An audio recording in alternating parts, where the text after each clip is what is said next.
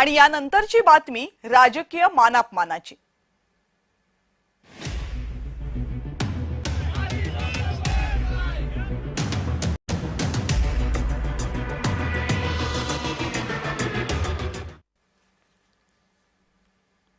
राजकारणामध्ये वेळोवेळी मानापमान सुरू असतात।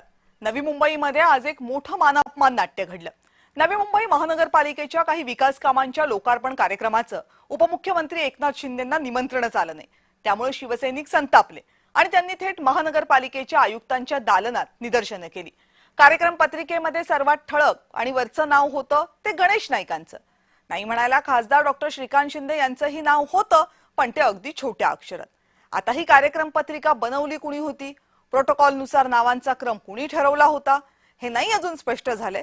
पण ठाण्यामध्ये एकनाथ शिंदे आणि गणेश नाईक यांचं राजकीय वैर हे काही नवं नाहीये, ते फार जुनं आहे। 2019च्या आधी नाईक राष्ट्रवादीमध्ये होते, त्यामुळे शिंदे आणि त्यांच्यामध्ये थेटच वर्चस्वाची लढाई होती। 2022 मध्ये शिंदे महायुतीत आले, पण नाईकांसोबतचं वैर त्यांचं काही कमी झालं नाही। यामागे अनेक कारण आहेत। सगळ्यात मोठं कारण आहे उद्योग आणि त्यातून होणारी समृद्धी। नवी मुंबईमधल्या अनेक मोठ्या उद्योगांशी त्यांचे जवळचे संबंध आहेत। आता या उद्योगांमधून राजकीय समृद्धी सुद्धा येते हे लपून राहिलेलं नाही। दुसरं कारण आहे वरिष्ठत्वाचं। गणेश नाईक हे 1990 पासून आमदार आहेत, तर एकनाथ शिंदे हे 2004 मध्ये पहिल्यांदा आमदार झाले।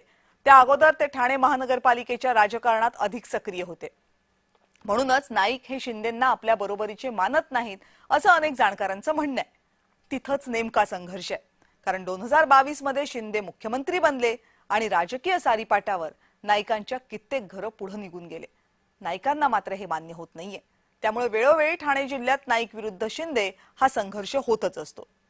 दरम्यान आजच्या घटनेवर नाईकांनी काय प्रतिक्रिया दिली बघूयात। पत्रिकेत मला नाही माहिती पत्रिकेत काय नाव आहे। या ठिकाणी जे उपस्थित आहेत त्या प्रत्येकाचं मी नाव घेतलेलं आहे। शेवटच्या टोकापर्यंत कोणी असतं उल्लेख नसता केला। आजवर तुम्ही बघा, जे जे घटक त्या डायसवर आहेत त्या प्रत्येकाचा मी उल्लेख केलेला आहे, मी कधी चुकलेलो नाही। एकनाथ शिंदे हे पालकमंत्री आहेत, मुख्यमंत्री आहेत, हे बघा, या बाबतीतचं उत्तर तुम्हाला वापरतो। नवी मुंबईमध्ये नेमकं काय घडलंय बघूयात।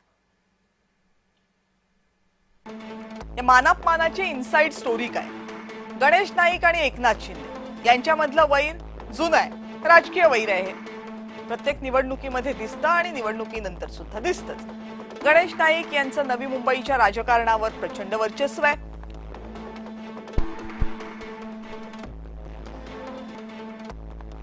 नवी मुंबईमधल्या खाणी असतील, उद्योग मालक असतील, यांच्यासोबत गणेश नाईकांचे उत्तम संबंध आहेत।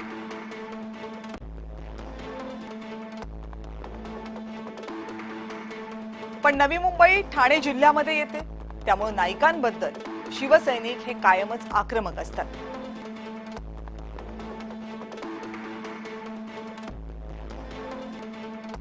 पदानं शिंदे ज्येष्ठ असले तरी नाईक त्यांना तशी वागणूक आणि मान देत नाहीत, ही अनेक शिवसैनिकांची खदखद आहे।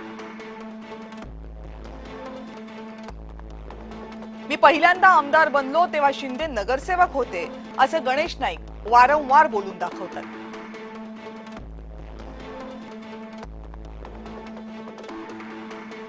पक्षानं अनुमती दिली तर त्यांचं नावही शिल्लक ठेवणार नाही, असं 2024च्या ऑक्टोबरमध्ये गणेश नाईकांनी विधान केलं होतं। त्यावरून बराच राजकीय खल झाला होता। आता बालेकिल्ला वगैरे कुणाचा नसतो असं ठाणे शहराबद्दल नाईकांनी वक्तव्य केलं होतं, त्यावरूनही राजकीय रण पेटलं। मग एप्रिल 2024 मध्ये ठाण्याच्या लोकसभेच्या जागेवरून प्रचंड रस्सीखेच झाली।